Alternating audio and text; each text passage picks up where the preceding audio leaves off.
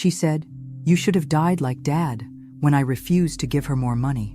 So I vanished and took every cent with me. This is how I lost everything and then found myself. If you're watching this video, please subscribe and let me know in the comments where you're watching from. The photograph of Robert stared back at me as I placed fresh lilies in the vase beside it. 4 years gone, yet some days the absence felt fresh as yesterday. I traced the edge of the silver frame, remembering how his hands had felt on mine. Warm, steady, gone. "Mom, did you take your medication this morning?" Amber's voice floated from the kitchen, that hint of impatience barely concealed beneath a veneer of concern. "Yes, dear. I didn't mention that I'd been managing my own medication for 40 years before she appointed herself my caretaker. Small battles weren't worth the energy anymore." I watched her through the doorway as she rummaged through my mail, sorting bills into neat piles. My youngest child, my miracle baby born when I was 37 after years of fertility treatments, now 29, still living at home, still finding herself. The boys had established their lives years ago. Thomas with his medical practice in Boston, Michael with his engineering projects in Japan. But Amber remained, perpetually in transition. "The property tax bill came today," she mentioned casually, slipping an envelope into her purse. "I'll take care of it. I'd like to see it first." The words escaped before I could consider their impact. Her head snapped up, eyes narrowing. "Why? So you can worry about it? You have enough on your plate, Mom." The familiar script, the same lines she'd used during Robert's illness when she gradually took control of our accounts. For our protection, she'd claimed, to spare us worry during Robert's 18-month battle with pancreatic cancer. "I'm not an invalid, Amber. Just because I'm grieving doesn't mean I can't handle my affairs." She sighed dramatically. "Thomas called earlier. His malpractice suit is still dragging on. He sounded stressed." The sudden topic change, another familiar tactic. My oldest son's legal troubles had consumed him for nearly 2 years, leaving little time for family matters. I'd suggested he visit more often, but Amber always had reasons why my bothering him would only add to his burden. "Maybe I should call him back," I offered, reaching for my phone. "I already told him you were resting." Her tone sharpened. "Mom, I'm trying to protect you. Everyone's busy with their own lives. I'm the only one who stayed to take care of you." The guilt, always the guilt. I swallowed my objection and nodded. Later that evening, as we sat at the dining table, Amber casually mentioned needing money for a photography course in New York. The 5th course in 3 years, none completed. "Have you thought about looking for a more permanent position?" I suggested carefully. "Something that could lead to a career?" Her fork clattered against the plate. "The boys always got everything. Thomas had that Boston apartment during his residency. Michael got help with his down payment. You never believed in me." I stared at my daughter, suddenly seeing something I'd been blind to for years. Behind her indignation was something calculated, something cold. For the first time since Robert's death, I wondered if I was truly seeing my daughter, or merely the role she'd perfected while I was drowning in grief. The bank's number flashing on my phone screen was unexpected. I answered with trepidation, my hands suddenly clammy. "Mrs. Wilson? This is Diane Fletcher from Bank of America. We have a situation requiring your immediate attention." My heart skipped. "What's happened?" "There's been an attempt to increase your credit limit substantially. Our senior protection system flagged it. We need your personal verification." I sank into the kitchen chair. "I never requested any increase. I suspected as much." Diane's voice softened. "Mrs. Wilson, would you be able to come to the branch today? There are some matters I believe we should discuss in person." 2 hours later, I sat across from Diane in her office, staring at account statements I'd never seen before. Transaction after transaction, withdrawals, loans, credit cards I'd never applied for. "These are all in my name," I whispered, my finger trembling as I traced down the column of numbers. "But I didn't authorize any of this." Diane's expression was professionally neutral, but her eyes held sympathy. "The most recent charge was $15,000 3 days ago. Does that ring any bells?" I shook my head, feeling suddenly cold despite the warm office. "Mrs. Wilson, I don't want to overstep, but—" She hesitated. "Does anyone else have access to your financial information?" The question hung in the air like a storm cloud. I knew the answer, had probably known it for months, but saying it aloud would make it real. "My daughter helps me with my finances." Diane nodded, her expression careful. "I see. My recommendation is not to confront anyone yet. First, let's secure your accounts. Then, if you're comfortable, we should discuss next steps. I left the bank with temporary passwords, a blocked credit card, and a hollowness in my chest that no medication could touch. I drove to Willow Creek Cafe, texting Amber to meet me there. Public places felt safer somehow. She arrived 20 minutes late, flustered and checking her phone repeatedly. I can't stay long. What's so urgent it couldn't wait until dinner? I took a deep breath. I'd like to start handling my own finances again. Her coffee cup froze halfway to her lips. Where is this coming from? I think it's time. Robert has been gone 4 years. I need to start standing on my own. Her expression shifted like quicksand. After everything I've done? I saved you when Dad was dying. You couldn't even pay bills correctly. Amber, there was a $15,000 charge. She stood so abruptly her chair scraped backward, coffee spilling across the table. You should have died instead of Dad. At least he loved me for real. The cafe fell silent. Faces turned toward us, then quickly away. Shame burned through me, not for anything I'd done, but for what I'd allowed to happen. With as much dignity as I could muster, I placed a $20 bill on the table and walked out, holding my tears until I reached the safety of my car. Only then did I allow myself to shatter. The pattern of transactions suggests this has been happening for approximately 4 years, Mrs. Wilson. Kevin Matthews, the bank's fraud specialist, spoke gently as he showed me document after document. It began small during your husband's illness and escalated after his passing. I stared at what appeared to be my signature on loan applications I'd never seen. That's not my handwriting, I whispered. It's close, but the W is different. Kevin nodded. Unfortunately, elder financial abuse often involves forgery, most commonly by someone who has observed your signature many times. What happens now? My voice sounded distant, even to my own ears. The bank will initiate an internal investigation. However, he hesitated, recovery can be challenging when family members are involved. I strongly recommend legal counsel specializing in elder abuse cases. I left with a folder of documents and Kevin's business card with a name written on the back, David Cohen, attorney at law. That night, I sat in my empty kitchen, the house creaking around me. The pasta I'd made went cold as I stared at the papers spread before me. 4 decades of marriage, and I'd never once balanced a checkbook. Robert had handled everything financial. When he got sick, Amber stepped in. I'd been grateful. Relief had blinded me. The telephone rang, startling me. Mom? It's Michael, my middle child's voice, calling from halfway around the world. Just checking in. How are you? I stared at the financial statements before me. I'm fine, dear. How's Japan? Wrapping up. I should be stateside permanently in about 3 months. Listen, I tried calling the house, but no answer. Is everything okay? I nearly told him everything then, the words pushing against my lips. But what would that accomplish? Michael was thousands of miles away, focused on completing his project. Thomas was battling his own demons with the malpractice suit. And Amber? Everything's fine, I lied. Just busy with church activities. After we hung up, I reached for my laptop, a Christmas gift from the children that I rarely used. Opening a browser, I typed, "How to identify financial elder abuse." The results made my stomach clench. Everything described matched my situation perfectly. One website suggested documenting everything, securing important papers, and seeking professional help immediately. With trembling hands, I reached for my phone and called the number on Kevin's card. "Mr. Cohen's office," a woman answered. "My name is Margaret Wilson," I said, my voice steadier than I expected.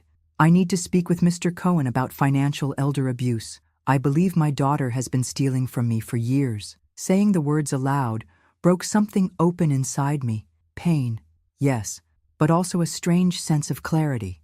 The truth, however terrible, was finally in the light. And in that moment, I realized I couldn't face this alone. Tomorrow, I would speak with Pastor Jim, not for guidance on forgiveness, that would come later, but for something I needed more urgently, strength to face what was coming. "I'm Diana Reynolds." The woman across from me didn't offer a handshake, just a business card and direct eye contact. "Mr. Cohen says you need a financial investigator." I nodded, studying her. Mid-50s, no-nonsense suit, hair pulled back severely. No jewelry except small gold studs. Nothing about her invited casual conversation. Exactly what I needed. "Can you find out what happened to my money?" I asked plainly. "If there's a paper trail, yes." She opened a notebook. But I need complete honesty from you, Mrs. Wilson. No protecting anyone, no excuses. I flinched, but nodded. Good. First rule, don't confront your daughter. Don't change your behavior. Act normal. How can I possibly— You must, Diana interrupted. The moment she suspects an investigation, evidence will disappear. Bank records can be subpoenaed, but if she's using cash or transfers to third parties, we need to catch those in real time. Over the next few weeks, I lived a double life. On the surface, Margaret Wilson, widow, mother, church volunteer. Beneath, a woman working with a growing team of professionals to document a betrayal so comprehensive it took my breath away. I watched Amber check my mail, taking anything financial. I noticed how she'd casually ask for my phone when a banking text came through. I observed her surreptitiously photographing documents in my desk. Each discovery was documented meticulously by Diana, who required me to keep a daily log of every interaction. David Cohen prepared legal documents I'd never imagined needing: power of attorney revocations, cease and desist orders, civil complaints. The day Diana called me to her office, her expression was grimmer than usual. "We found the life insurance money," she said without preamble, sliding a folder across her desk. "Robert's policy, $450,000 that was supposed to be divided among our 3 children. I'd assumed the executor had handled it. Property records," Diana explained as I opened the folder. "Your daughter purchased a Manhattan apartment for $850,000 3 years ago. Down payment was exactly $150,000, 1/3 of your husband's policy. But she lives with me," I whispered. "She said she couldn't afford her own place. It's rented out, $4,200 monthly income that's being deposited to an account you don't know about." My hands began to shake. "She told me she was struggling financially. My voice broke. "She asked me for money last week for basic expenses." Diana's expression softened marginally. "Mrs. Wilson, we have enough. It's time to involve your sons. They have their own problems. Thomas with his lawsuit, Michael overseas. Your daughter has stolen approximately $180,000 beyond the insurance money. Your home has been remortgaged without your knowledge. Your credit is severely compromised." Her eyes met mine directly. "This isn't something you can handle alone anymore." As I left Diana's office, my phone buzzed with a text from Amber. "Made your favorite for dinner. Don't be late." The casual cruelty of it, the pretense of caring while systematically destroying my future, made me grip the steering wheel until my knuckles turned white. For the first time since this began, what I felt wasn't hurt or betrayal. It was rage. "You have several options," David Cohen explained, his office smelling of leather and lemon polish, each with different implications. I sat straighter, conscious of my posture.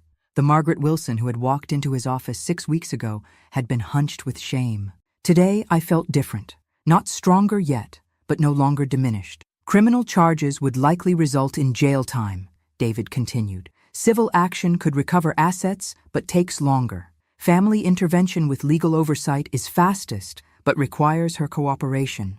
Diana Reynolds, seated beside me, added, "The evidence is solid. Multiple instances of forgery, identity theft, fraudulent loans. The decision is yours, but you need protection immediately." I considered the folder in my lap. Photographs of my daughter entering banks with documents, ATM camera shots of her withdrawing from accounts I didn't know existed, my forged signature on loan applications. How do I protect myself right now? My voice was steady. Over the next 2 weeks, I implemented their recommendations: credit freezes, new accounts at different institutions, formal disputes of fraudulent loans, each step small, each building toward security.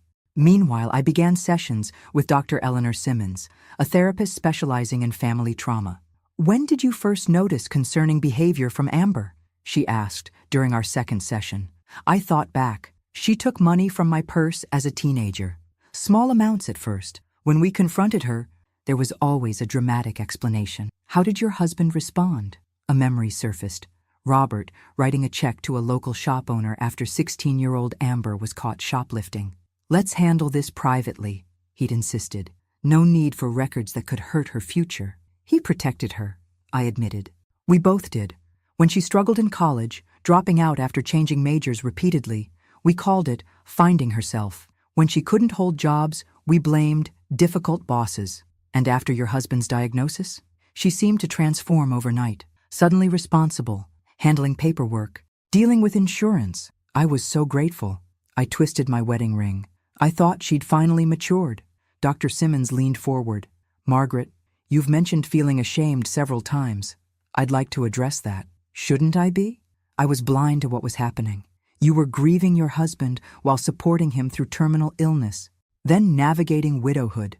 These are overwhelming life events that predators, even family members, exploit. Predator. The word stuck in my throat. That's my daughter you're talking about. Yes, she said gently. And understanding that someone you love intentionally caused harm is its own trauma. We need to address both the financial abuse and this emotional betrayal. Later that evening, swimming laps at the community pool, my first exercise in years, I considered Dr. Simmons' words. Each stroke through the water felt like pushing against the weight of my own guilt. Nearby, a woman my age completed a perfect dive. As she surfaced, I recognized Patricia Henderson from my old book club. Margaret Wilson, haven't seen you here in ages. Getting back into it, I replied, suddenly self-conscious in my old swimsuit. Good for you. She smiled genuinely. Hey, some of us meet for coffee after swimming on Thursdays. You should join us. For a moment, I hesitated. New routines meant questions about my life, questions I wasn't ready to answer. Then I remembered Diana's advice. Reclaim pieces of yourself, one small step at a time. I'd like that, I said, surprising myself with how much I meant it. You're getting the hang of this, Patricia said, peering over my shoulder at the spreadsheet on my laptop. 6 months had passed since that day at the bank. 6 months of learning a language I should have mastered decades ago. Still feels like reading hieroglyphics, I admitted, adjusting my new glasses. My first independent purchase after opening accounts Patricia had helped me establish. You're being too hard on yourself. Most people spend years learning financial management. Patricia, I'd discovered, was a retired forensic accountant who had specialized in banking fraud cases. Our poolside friendship had evolved into weekly financial literacy sessions at my kitchen table. My kitchen in my new apartment. Smaller than the house I'd shared with Robert, but entirely mine. The sale of our family home had been necessary after discovering the extent of the remortgaging Amber had arranged without my knowledge. The loss still ached, but less sharply now. My phone buzzed. Thomas. Mom, Michael's flight gets in tomorrow. Light. We'll drive up together the next morning for the meeting. How are you holding up? I'm prepared, I answered truthfully.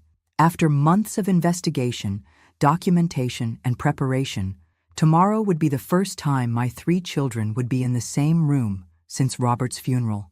The first time I would confront Amber with my son's present. We'll be there by 10. Love you, Mom. After hanging up, I caught my reflection in the window. My hair, silver white now, without the auburn dye Amber had insisted took years off, was cut in a practical bob instead of the matronly style I'd worn for decades. The nervous smile and apologetic posture were gone, replaced by something quieter but more certain. Patricia gathered her things. Big day tomorrow. Get some rest. Thank you, I said, walking her to the door. For everything. Don't thank me yet. Tomorrow will be hard. Family confrontations always are. After she left, I sat on my small balcony, watching the sunset. The community garden below buzzed with early evening activity. Elderly couples tending vegetables, children helping grandparents water flowers. My phone buzzed again. Amber. Mom, I need to cancel dinner tomorrow. Something came up with friends. Rain check? The casual lie. She had no idea I knew about tomorrow's meeting. Orchestrated through the family attorney as a discussion of estate planning, twisted something inside me. That's fine, dear, I replied, the familiar script still easy after months of pretense. Take care. I set the phone down, remembering Dr. Simmons's words from our session that morning. Tomorrow will feel like an ending, she'd said, but it's actually a beginning, the start of truth in your family system. I wasn't sure if Thomas and Michael were ready for that truth. Our few careful conversations had revealed their own blindness about their sister. Thomas dismissing her as merely irresponsible. Michael making excuses about her finding her path. Tomorrow would change everything for all of us. The careful documentation, the legal preparations, the financial evidence, it would all become real in ways that couldn't be ignored or explained away. As darkness fell, I moved inside, pausing at the small desk where I kept Robert's photograph. I wish you were here, I whispered, touching the frame. But I think you'd be proud of me now. For the first time, I believed those words might actually be true. Michael arrived first, dark circles under his eyes betraying his jet lag. My middle child, always the peacemaker, hugged me tightly. "You look different, Mom," he said, studying me. "I mean that in a good way." "Life changes us," I replied, pouring him coffee in my small kitchen. "How does it feel to be back stateside permanently?" "Adjustment. The Tokyo team still calls at 3 a.m. He sipped his coffee, glancing around my new apartment. "This place suits you, though I'm still confused why you sold the house so suddenly." Before I could answer, a sharp knock announced Thomas's arrival. My oldest entered with his characteristic purposeful stride, briefcase in hand, eyes quickly scanning my living space. "Downsizing was smart," he said after brief hugs. "That house was too much maintenance." Always the practical one, making assessments, finding solutions. We sat at my kitchen table, the brothers exchanging updates about careers and families. I let them talk, watching their familiar dynamics unfold. Thomas taking charge, Michael mediating, roles established in childhood, unchanged by decades. "So," Thomas finally said, checking his watch, "what's this meeting about? Your text mentioned financial concerns." I took a breath. "We should wait for the others." "Others?" Michael looked confused. "Who else is coming?" The doorbell answered his question. David Cohen entered first, followed by Diana Reynolds, whose expression remained professionally neutral as she nodded to my sons. "What's going on, Mom?" Thomas's voice sharpened with concern. "Please," I gestured to the living room where additional chairs had been arranged. "Let's sit down. We're expecting one more person." "Margaret has asked us to help facilitate a family discussion," David explained, placing his briefcase on the coffee table. "I'm her attorney." "Attorney?" Michael's eyebrows shot up. "Mom, are you in some kind of trouble?" "Not your mother," Diana said, checking her watch. "Your sister should be arriving shortly." The confusion on my sons' faces might have been comical in another context. "Amber knows about this meeting?" Thomas asked. "She believes it's about estate planning," I explained. "She doesn't know the real purpose." "Which is what exactly?" Michael's voice had an edge now. I looked at both my sons, these men I'd raised, now middle-aged with graying temples and lives I was largely absent from. How had we become such strangers? "Your sister has been systematically stealing from me for the past 4 years, I said plainly. "Today, we're going to address it as a family."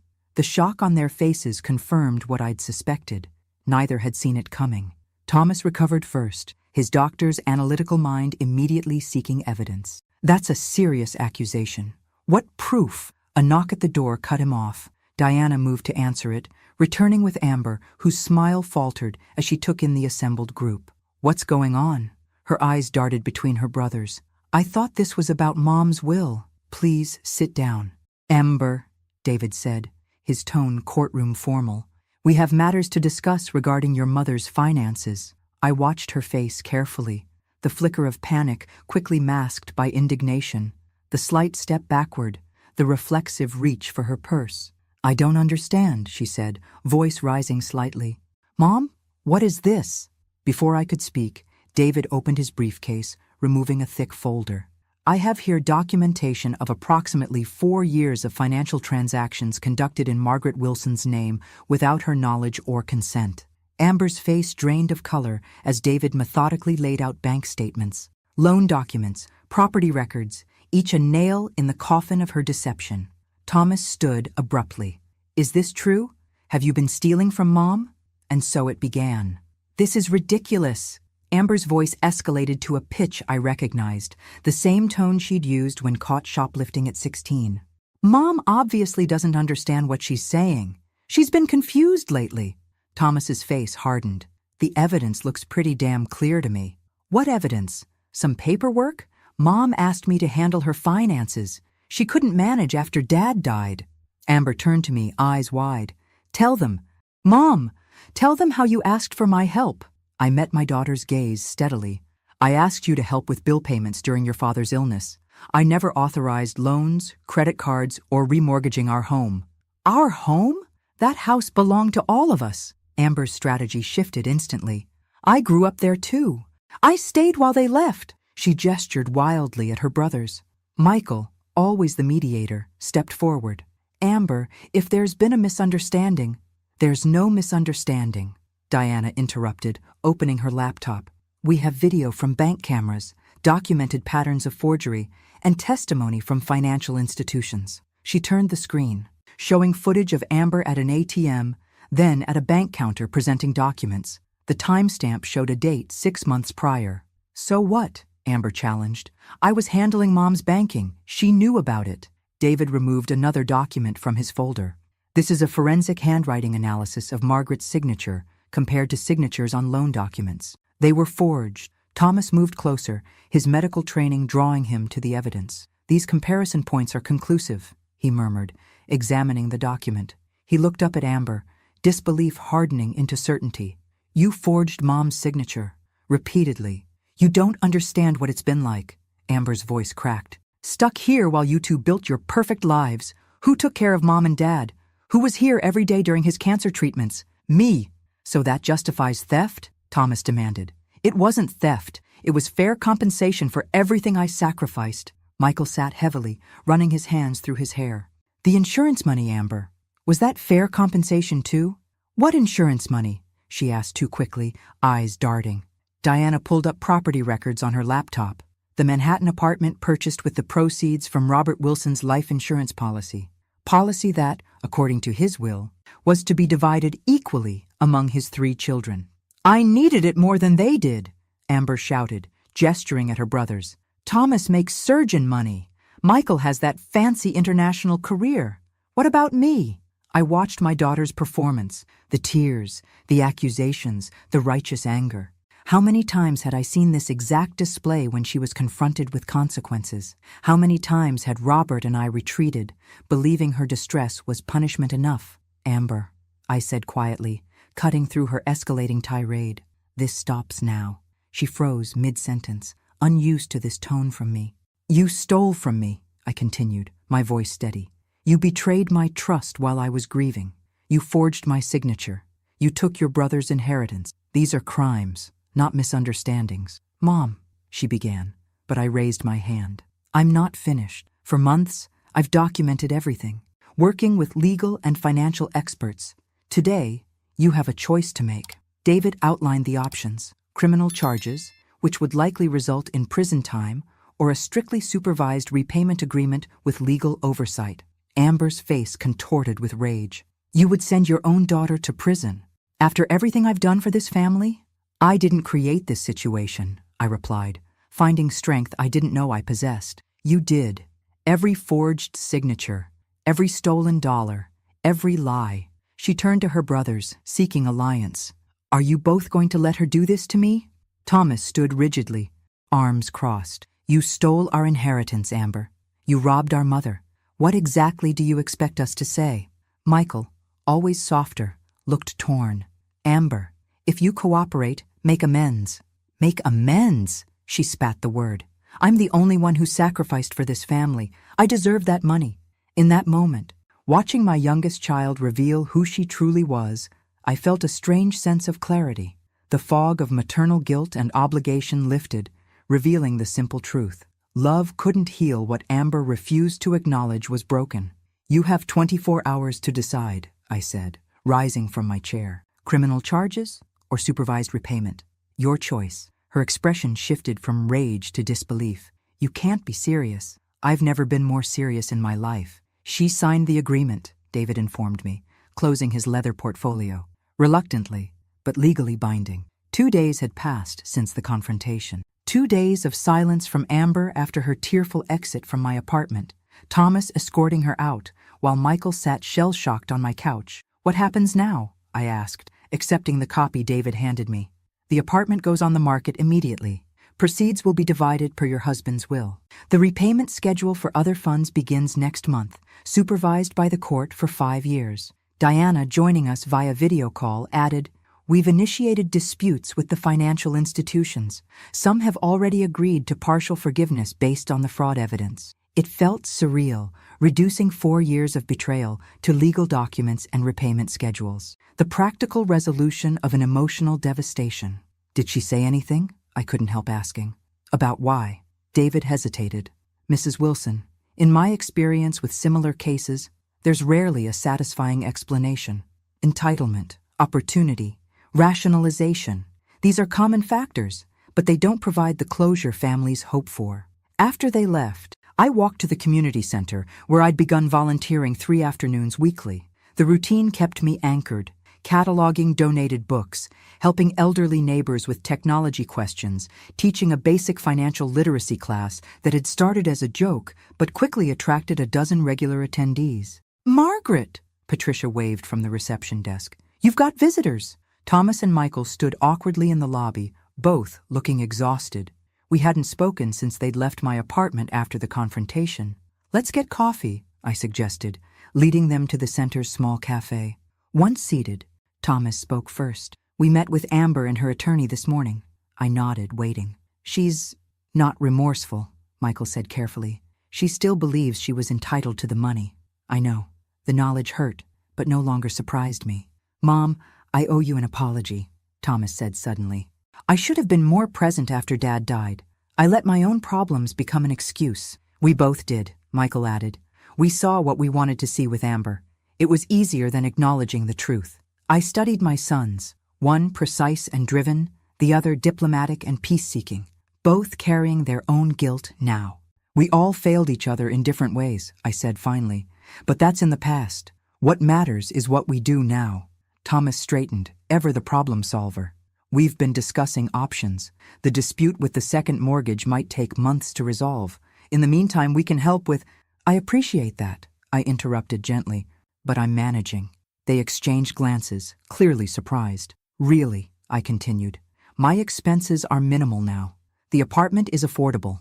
I'm receiving Social Security, and the church fund from your father's service has helped with legal fees." "But the money Amber took," Michael began, "will be addressed through the legal system," I finished. "Meanwhile, I'm rebuilding my life. Not the one I had, but perhaps the one I need now." I told them about my volunteer work, my swimming routine, the financial classes with Patricia, the new friends I'd made. With each example, their expressions shifted from concern to something like wonder. "Mom," Thomas said finally, "you're different." "Yes," I agreed simply. "I am." As we parted, promises of more regular visits exchanged, I felt a weight lifting. Not the pain of Amber's betrayal, that would linger, but the burden of being solely defined as a victim of it. Walking home, I noticed a help wanted sign in the window of Hartwell's bookshop. On impulse, I entered. "Good afternoon." The gray-haired woman behind the counter greeted me. "Can I help you find something?" "Actually," I said, surprising myself, "I'm interested in the position advertised." She looked me over appraisingly. "Experience? 40 years as a reader, 6 months cataloging at the community center, a lifetime of recommending books to reluctant readers." I smiled. "And I'm extremely reliable." "Part-time only," she warned. 15 hours weekly, mostly afternoons." "Perfect," I replied. As I left with an application form, my phone buzzed with a text from Amber. "This isn't over. You'll regret what you've done." I stared at the message, feeling the familiar twist of pain, but something else too, a certainty that hadn't existed before. I deleted the message without responding and continued walking, head high. "Mrs. Wilson, your 9 o'clock is here," called Jenny, the bookshop's college-aged assistant. 8 months had passed since I'd started working at Hartwell's 3 afternoons weekly. What began as a distraction had become a source of unexpected joy. "Send them back," I called, arranging the chairs in our small reading nook. The Classics for Coffee book club had been my suggestion to Eleanor Hartwell, the shop's owner. Now 12 members strong, it brought steady business and filled Thursday mornings with lively discussion. Before the group arrived, I checked my phone. A text from Thomas. "Court-approved final settlement terms. Amber has 30 days to begin payments." Nearly a year had passed since the confrontation. The legal proceedings had moved glacially but steadily. The Manhattan apartment had finally sold after 9 months on the market, at a loss, but sufficient to provide Thomas and Michael their shares of Robert's insurance. My portion remained in an account managed by the court trustee, part of the overall restitution plan. The bookshop bell jingled as my group entered, mostly retirees, with 2 high school teachers who adjusted their schedules to attend. We were discussing Middlemarch today, George Eliot's examination of provincial life and thwarted ambition. "Margaret, you're glowing today," observed Helen, a retired English professor. "Good news?" I smiled, distributing coffee cups.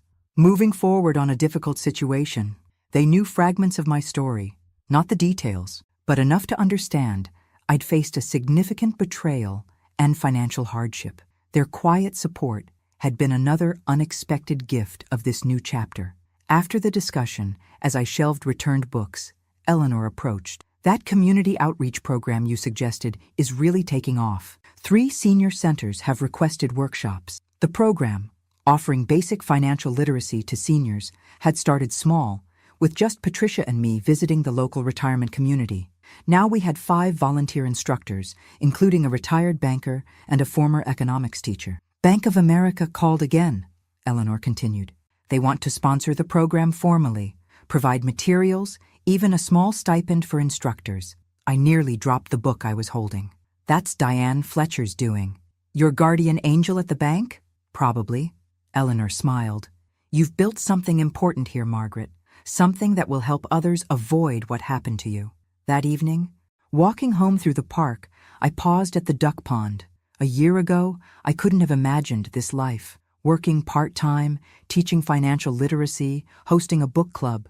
Small things, perhaps, but mine.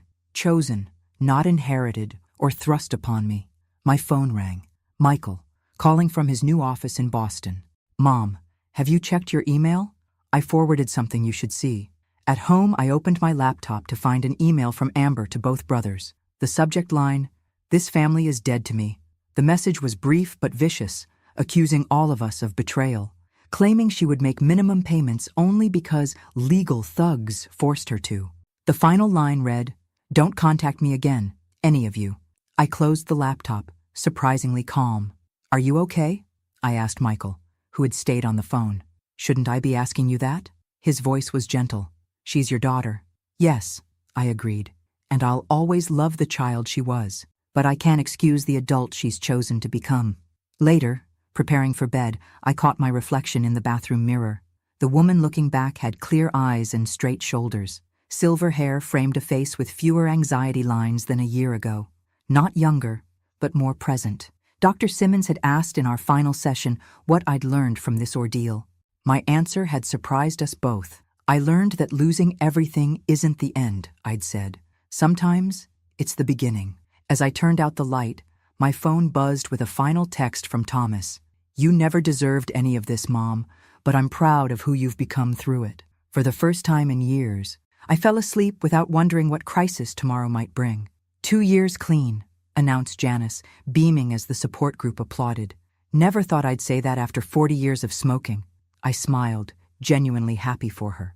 The new chapters group at the community center had become a weekly fixture in my life, not specifically for fraud victims, but for anyone rebuilding after significant life changes. Janice had joined after her COPD diagnosis, determined to quit smoking and reclaim her health. "Margaret, would you like to share today?" asked the facilitator. I nodded, conscious of several new faces in the circle. "I'm Margaret. 3 years ago, I discovered my youngest child had been systematically defrauding me since my husband's illness. Today marks 18 months since our legal resolution." The room stayed respectfully quiet. They'd heard variations of my story before, though I added new reflections as my journey evolved. Something unexpected happened," I continued. "I received a letter from my daughter, the first direct communication in over a year. The letter had arrived without warning. No return address, but I recognized Amber's handwriting immediately. She didn't apologize explicitly, I explained to the group, but she mentioned she's working steadily for the first time, managing her own finances. Her therapist suggested eventual mediated contact if I'm ever open to it. "How did that make you feel?" the facilitator asked. I considered carefully. Cautious, the letter showed some small progress. She acknowledged her actions without fully claiming responsibility. But there were no demands. No manipulation tactics. That's new. "Will you respond?" someone asked. "I have." I acknowledged receipt and said I need more time and evidence of sustained change before considering any contact. I smiled slightly. 3 years ago, I couldn't have set that boundary. I would have rushed to forgive, to fix, to restore what was broken regardless of the cost to myself. After the meeting, I walked to the shoreline park that had become my thinking place. The small seaside community I now called home offered a peace I hadn't known was possible. My modest rental cottage, surrounded by lavender and rosemary, sat 4 blocks from this beach. Thomas and Michael visited regularly now. Thomas monthly from Boston, Michael more frequently since accepting a position at a nearby university. Our relationships had evolved, becoming more honest, less defined by old family roles. My phone buzzed. A text from Patricia. Conference call with the bank in 30 minutes. Don't forget. Our financial literacy program had expanded beyond expectations. What began as informal workshops now operated as a small nonprofit, Secure Futures, offering education throughout the county. Bank of America had become our primary sponsor, with Diane Fletcher joining our advisory board after her retirement. As I walked home, I reflected on the journey. The financial wounds were healing slowly, some of the fraudulent loans forgiven, others restructured. Amber's court-ordered payments arrived irregularly but consistently enough to avoid legal consequences. The deeper healing had come from unexpected sources: the bookshop community, my volunteer work, teaching others to protect themselves, reconnecting with my sons as adults rather than as their mother's keeper. At home, I prepared for the conference call, reviewing our program metrics. The cottage kitchen table, now my office, held neat stacks of curriculum materials. My laptop, once intimidating, had become an essential tool. At 69, I had mastered skills I once considered beyond my reach. Before dialing in, I glanced at Robert's photograph, now joined by pictures of Thomas's children and Michael's recent wedding. "You wouldn't recognize me now," I said softly to my husband's image, "but I think you'd be proud." The betrayal had nearly destroyed me. The legal battle had drained me. The family fracture still ached like a wound that would never fully heal. Yet standing in my small kitchen, preparing to discuss the program that had helped dozens of seniors protect themselves from similar exploitation, I felt something I had thought permanently lost: purpose. I hadn't chosen this path. It had chosen me through circumstances I would never have willingly accepted. But walking it had revealed strengths I never knew I possessed and connections I might otherwise never have made. As I dialed into the conference call, I caught my reflection in the window, straight-backed, clear-eyed, present, not defined by what had been taken from me, but by what I had built from the ruins, not the life I had planned, but finally, completely, my own. Thanks for listening. Don't forget to subscribe and feel free to share your story in the comments. Your voice matters.